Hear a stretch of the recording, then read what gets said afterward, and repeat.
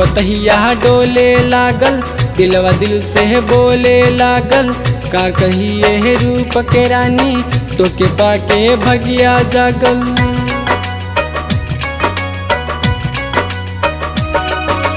फूल पतहिया डोले लागल, दिलवा दिल से बोले लागल। का कहिए रूप के रानी, तो के पाके भगिया जागल। तू ता बालू है दिल के धड़कन, तू ता बालू है दिल के धड़कन। ए हो सनम रैया संगे तू जन्मो जन्म। ए हो सनम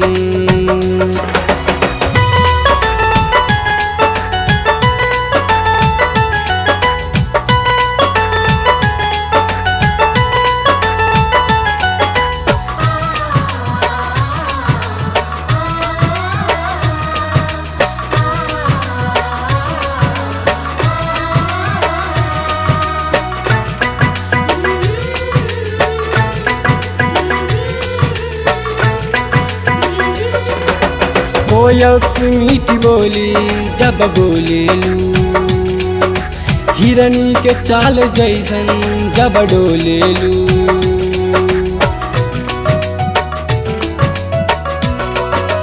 कोयल मीठी बोली जब बोलेलू, हिरनी के चाल जैसन जब डोलेलू।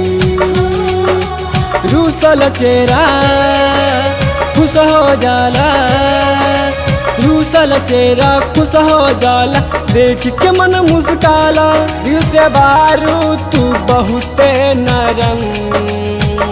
ए हो सनम रैया संगे तू जन्मो जन्म। ए हो सनम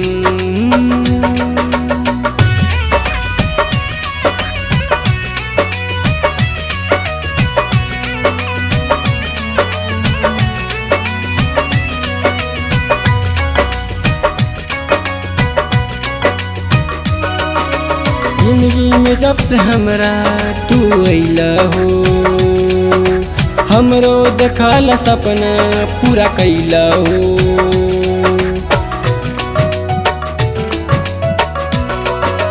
जिंदगी में जब से हमरा तू अइला हो, हमरो देखल सपना पूरा कैला हो। सूरज के तू दिल में बसा के, सूरज के तू दिल में बसा के। नित के मन बहला के, तो पे हाजिर बा हमरो तन। ए हो सनम रैया संगे तू जन्मो जन्म। ए हो सनम फूल पतहिया डोले लागल, दिलवा दिल से बोले लागल। का कहिए रूप के रानी, तो के पाके भगिया जागल। तू ता बालू है दिल के धड़कन। ए हो सनम रैया संगे तू जन्मो जन्म।